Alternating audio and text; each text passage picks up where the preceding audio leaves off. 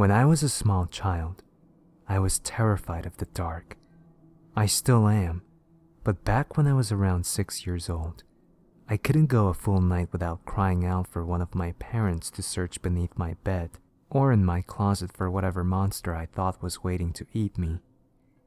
Even with a nightlight, I would still see dark shapes moving around the corners of the room or strange faces looking in on me from my bedroom window. My parents would do their best to console me, telling me that it was just a bad dream or a trick of the light. But in my young mind, I was positive that the second I fell asleep, the bad things would get me. Most of the time, I would just hide under the blankets until I became tired enough to stop worrying. But every now and then, I would become so panicked that I would run screaming into my parents' room, waking up my brother and sister in the process. After an ordeal like that, there would be no way anyone would be getting a full night's rest. Eventually, after one particularly traumatizing night, my parents had had enough. Unfortunately for them, they understood the futility in arguing with a 6-year-old and knew that they would be unable to convince me to rid myself of childish fears through reason and logic. They had to be clever. It was my mother's idea to stitch together my little bedtime friend. She collected a large assortment of random pieces of fabric in her sewing machine and created what I would later refer to as Mr. Ickbar Bigglestein, or Ick for short. Ick was a sock monster, as my mother called him. He was made to keep me safe while I slept at night by scaring away all the other monsters. He was pretty damn creepy, I had to admit. Honestly, looking back on it all now, I'm still impressed that my mom could think of something so strange and disturbing looking. Ickbar had to stitch together a look of a Frankenstein gremlin with big white button eyes and floppy cat ears.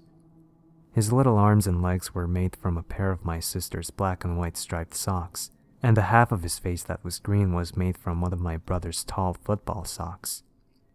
His head could have been described as bulbous, and for his mouth my mom attached a piece of white fabric and sewed in a zigzag pattern to shape a wide grin of sharp teeth. I loved him at once. From then on, Ick never left my side, so long as it was after dusk, of course. Ick didn't like the sun, and would get upset if I tried to bring him to school with me.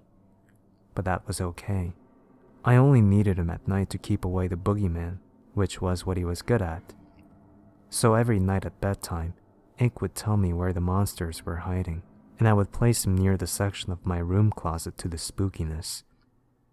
If there was something in the closet, Ick would block the door. If there was a dark creature scratching at my window, Ick would be pressed up against the glass.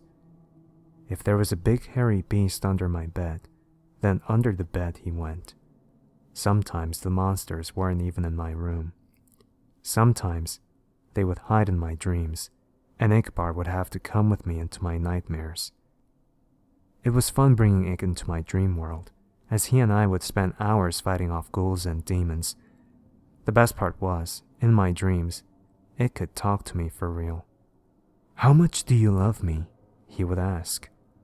"More than anything," I would always tell him.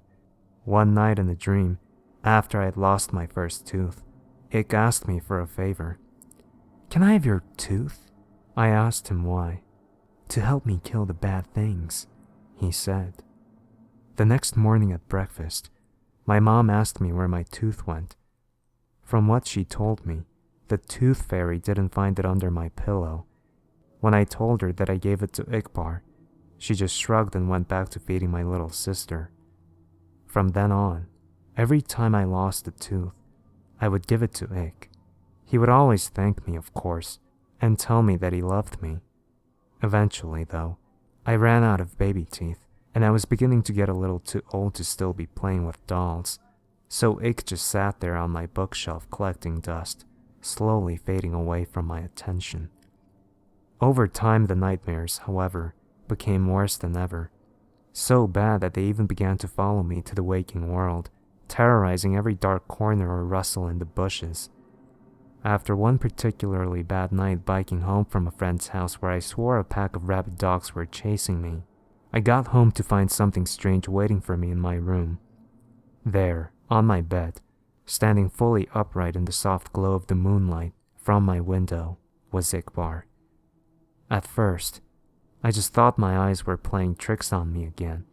They had been all evening, so I tried to flick on the lights.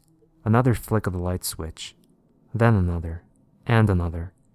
With no change to the darkness, it was then that I started to get nervous. I backed away slowly towards the door behind me, my eyes never leaving the shape of Iq's silhouette, my hand awkwardly outstretched behind reaching for the doorknob. I was just about to get my ass out of there when I heard the door slam itself shut, locking me into blackness. In nothing but shadows and silence, I stood frozen in place, not even breathing. For how long I can't say, but after what felt like a lifetime of cold fear, I heard the shrill, familiar voice. "You stopped feeding me, so why should I protect you?" Protect me from what? Let me show you. I blinked once, and everything changed. I wasn't in my bedroom anymore. I was somewhere else. It wasn't hell, but the comparison wasn't far off. It was some sort of forest, a horrible, nightmarish place where partial embryonic abortions hung from the canopy, and the ground swarmed with carnivorous insects. A thick fog wafted through the air, and with it, the stench of rotting meat, while chartreuse lightning flashed across the night sky. In the distance, I could hear the agonizing screams of something not quite human. My head throbbed like it was about to explode, the pain forcing out a river of tears. In my mind, I heard his voice again. "This is what your reality would become without me." I felt earth-shaking footsteps approaching fast. I'm the only one who can stop it. It was behind me now, huge and angry, hot breath across my back. "Bring me what I need, and I will." I woke up before I could turn around. The following day I raided my parents' closet for my brother's baby teeth, giving them all to Iqbar. Almost immediately the night terror ceased, and I was more or less able to go on about my life as normal. From time to time, I would have to sneak into my little sister's room and snatch what was meant for the tooth fairy, or strangle one of the neighborhood cats and pry out its sharp little incisors. Anything to ward off the visions, anything from a shark-toothed necklace to a cavity-ridden bicuspid.